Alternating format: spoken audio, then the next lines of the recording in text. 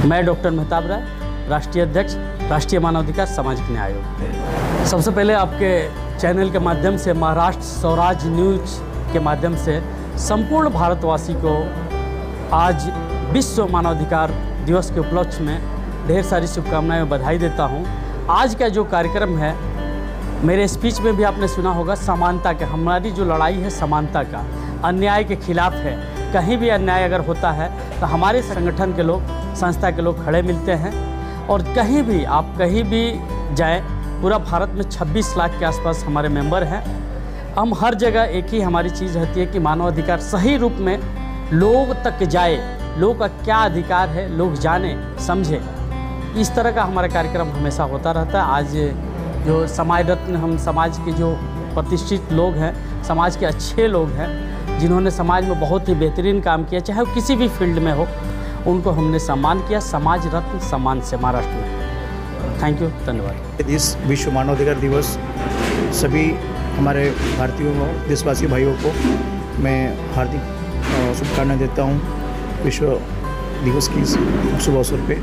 और दूसरा, जैसा आपने कहा, कोरोना का यहाँ पर आज जो प्रोग्राम हुआ, कोरोना काल को देखते हुए हमने काफ़ी डिस्टेंस मेंटेन किया, सैनिटाइज़र यूज़ किए गए। हमारे सभी गवर्नमेंट के काफ़ी डिपार्टमेंट लोग भी आए थे, वो भी यहाँ मौजूद थे। सभी ने देखा है जो गवर्नमेंट की जो गाइडलाइंस थी, गवर्नमेंट के गाइडलाइंस के हिसाब से इस कार्यक्रम को हमने पूरी तरह किया। और आगे भी जहाँ जहाँ मानवाधिकार का हनन होगा, वहाँ वहाँ हमारी टीम हमेशा तत्पर वहाँ खड़ी रहेगी और उस पर कार्य करेगी। एक न्याय की लड़ाई में ये संगठन योगदान साबित हुआ है। तो मैं महाराष्ट्र स्वराज चैनल का बहुत बहुत हार्दिक अभिनंदन करता हूं आप लोगों का कि आप लोगों ने इस प्रोग्राम को कवर किया। और न्याय की लड़ाई हमेशा पहले भी जारी थी, आज भी इस संगठन के माध्यम से जारी रहेगी। जय महाराष्ट्र, जय हिंद। सबको प्रणाम। आज जागतिक मानव अधिकार दिन के इस अच्छे अवसर पर मैं अपने भारत सरकार को एक विनती करना चाहता हूं कि आप जो ये नए कानून ला रहे हो, इससे अच्छा एक कानून लाइए ताकि हमारे जो देहात में रहने वाले भाई बहन हैं उनको भी समझे कि सही तरह से हमारा संविधान क्या है और संविधान की बुनियाद क्या है, हमारे हक क्या है, हमारे अधिकार क्या है, हमारे हक और अधिकार की लड़ाई क्या है। क्यों कि कोई भी कानून लाने से पहले जनता का मत लिया जाता है। आजकल वह प्रक्रिया पूरी सरकार ने बंद कर दी है।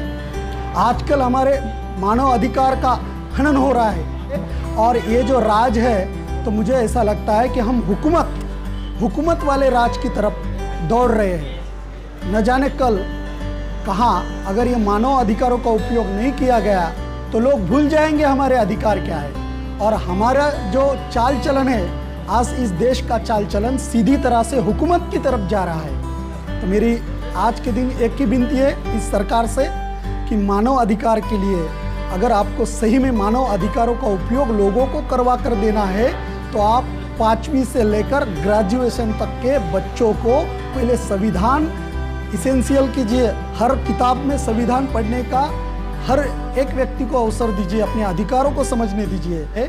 कितनी तो भी जनता आज रोड पर आ रही है, किसानों को अधिकारों के लिए लड़ना पड़ रहा है। ये सबसे बड़ी शोकांतिका आज इस देश की है सही अर्थ में। तभी सही मानव अधिकार दिन यहाँ पे मनाया जाएगा जब मानव को उनके अधिकार यूज करने का जब चांस मिलेगा, संधि मिलेगी कि वो अपने अधिकारों को किस तरह से यूज करे, अपने अधिकारों को किस तरह से वापर करे। अगर आप चाहते हैं तो पहले इस अधिकारों को जनता में बांट दो, डिसेंट्रलाइजेशन कर दो, पावर का आप विकेंद्रीकरण कर दो, सत्ता का विकेंद्रीकरण करो। आज सारी सत्ता इकट्ठा है, सारे निर्णय कोई और ले रहा है और सरकार चल रही है।